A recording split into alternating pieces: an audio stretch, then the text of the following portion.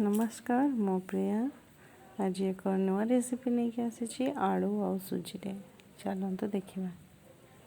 तो प्रथम मु आलूर चोपा छड़े धोई देछि ताको ग्रेट करदेवी कद्दूकस रे पानी रे करेंगे ना आलू कला पड़ जाए।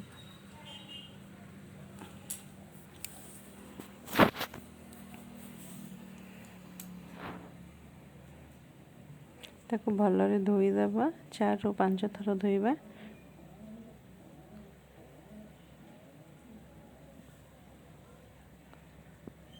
धोई सारा पर या छणारे छांकीदेवा।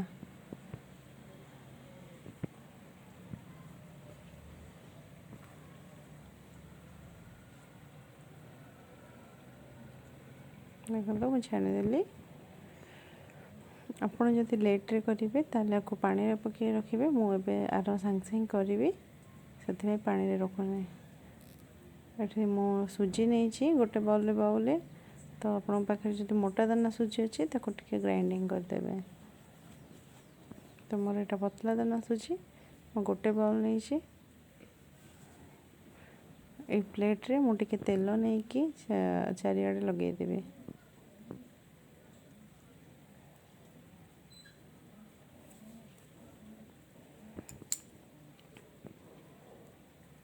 भल भाव लगेदेव। तापर मु कढ़ी गरम करुँची। कढ़ी गोटे चमच तेल नहीं जाऊँगी। जो बाउल सुजी नहीं थी से गोटे बाउल सुजी रे 2.5 बाउल पानी नेबे। मुझे मापी पानी ओजार दूची।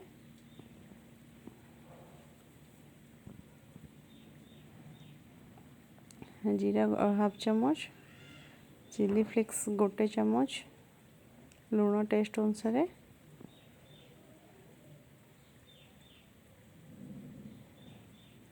आम किसी समय फुटापी छाड़ देकी आलू पकईदवा।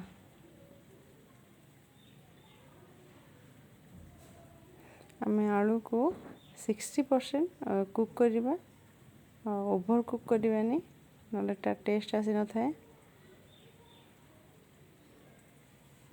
देखो एमती खाली कटला को कटि जाऊँ बेसी ओभर कुक करें।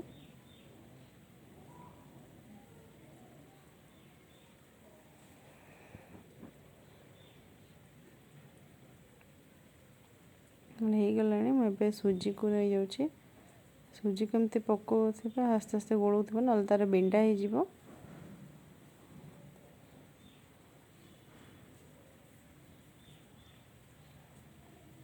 देखो यही टाइप रखिए। बेसी मोटा करें कि बेसी पतला करें। तो यहाँ प्लेट को तेल लगे प्लेट को गाड़ी दूचे।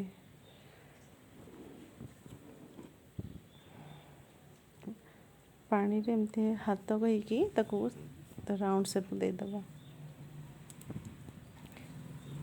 शेप देकी मु अध घंटा खंडे फ्रिज रखीदेवी। आपड़ चाहिए सप्ताहे भी रखिपारे। काटी देकी सप्ताहे रखिपारे। आपणकर जिते बड़े भी इच्छा हो आप छाणिकी खाईपारे। देखो मुझे टाइप काटी दूचे।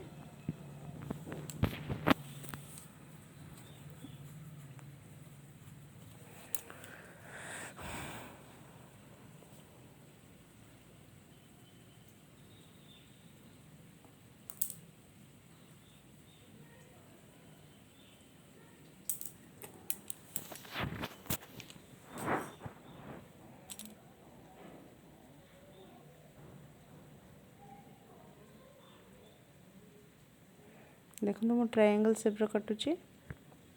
पर सब काटी देछि। एबे कढ़ाई रे तेल गरम करदेबी।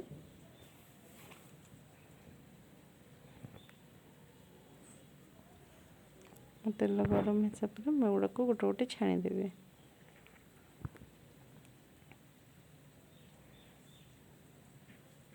आपको स्लो माने मीडियम फ्लेम रे करेंगे। हाई फ्लेम रे करेंगे ना ऊपर रेडी हो भीतर सीझी न भलसे। तो आप मीडियम फ्लेम रे करेंगे।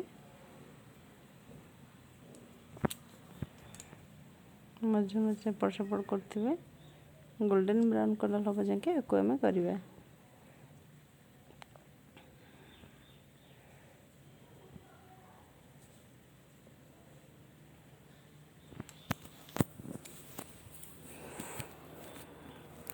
देखो मोर यहाँ बनीगला मुझे काढ़ी दूचे को